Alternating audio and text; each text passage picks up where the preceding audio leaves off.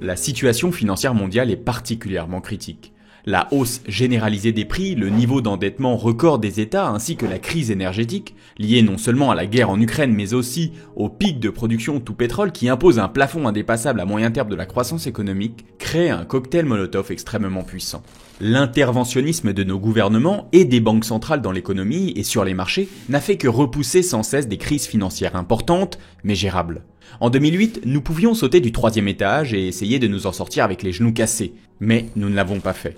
Les banques centrales sont intervenues pour sauver les coupables avec l'argent du contribuable.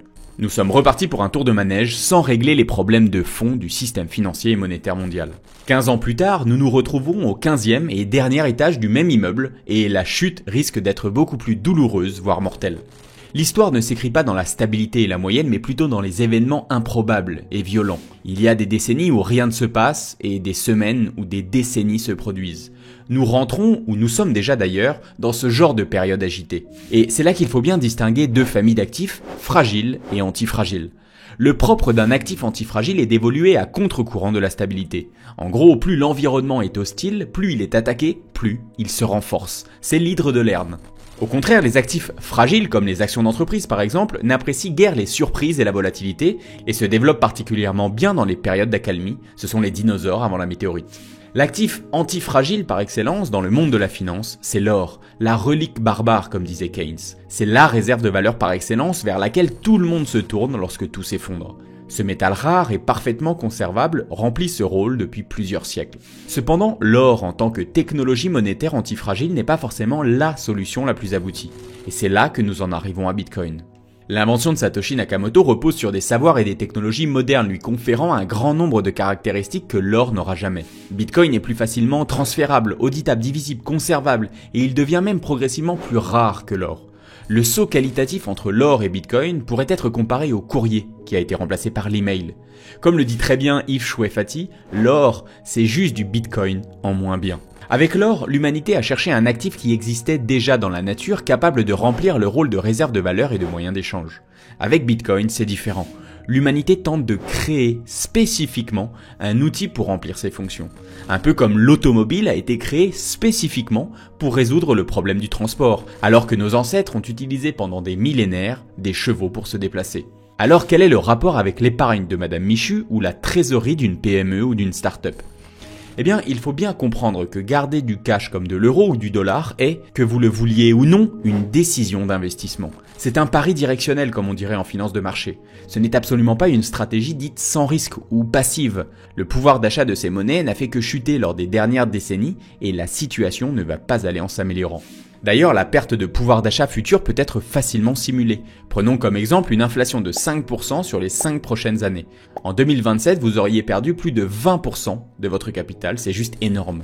Et 5% d'inflation dans les prochaines années semble relativement conservateur lorsque l'on voit le niveau d'inflation dans les pays occidentaux en ce moment. On peut même aller encore un peu plus loin dans l'analyse. Le problème n'est pas forcément l'inflation, mais les dynamiques inflationnistes. Pour les matheux, cela serait la dérivée de l'inflation. En gros, on peut très bien avoir une économie stable et pérenne dans une inflation à 2 ou à 6%, de la même façon qu'il y a des poissons dans les mers froides et les mers chaudes. Toutefois, la situation devient critique lorsque la température de l'eau change trop rapidement. C'est ce qui est en train de se passer dans l'économie, comme vous pouvez le voir sur ce graphique qui montre l'évolution de l'inflation dans la zone euro.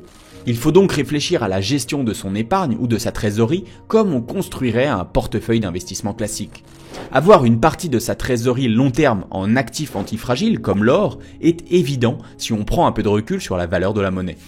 Maintenant, la question est, sachant que Bitcoin n'a pas encore totalement acquis son antifragilité sur les marchés puisqu'il n'est pas encore mature, combien faut-il en avoir à côté de l'euro pour construire un portefeuille solide ?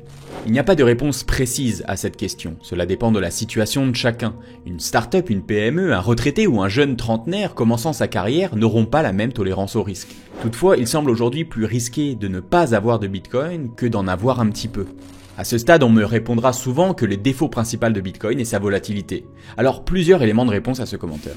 La volatilité est le prix à payer pour la performance. Vous ne pouvez pas passer de 0 à plusieurs milliers de milliards de capitalisation en ligne droite. Bien évidemment, le processus d'émergence d'une monnaie, lorsqu'elle n'est pas imposée par un État, est long et compliqué. Il est impossible de devenir une réserve de valeur du jour au lendemain. C'est la reconnaissance par l'usage qui se généralise dans une population qui fait d'une technologie monétaire une vraie monnaie. Deuxième chose, en investissant régulièrement la même somme quel que soit l'état du marché, vous pouvez considérablement réduire le risque lié à la volatilité. Cela s'appelle le DCA pour Dollar Cost Averaging. C'est un des meilleurs moyens pour investir sereinement dans un actif structurellement haussier comme Bitcoin. Vous convertissez donc progressivement une partie de votre trésorerie ou de votre épargne dont vous n'avez pas besoin dans les 5 prochaines années. Et c'est là que StackingSat intervient en proposant un service clé en main pour accompagner startups, PME ou particuliers dans cette stratégie d'acquisition régulière de Bitcoin. Je terminerai cette petite vidéo par une citation de Satoshi Nakamoto, l'inventeur de Bitcoin. Ce n'est pas idiot de posséder un peu de Bitcoin juste au cas où le projet réussisse. Si suffisamment de gens réfléchissent de cette manière, cela devient une prophétie autoréalisatrice. Fin de citation. Pour le moment, l'histoire est en marche.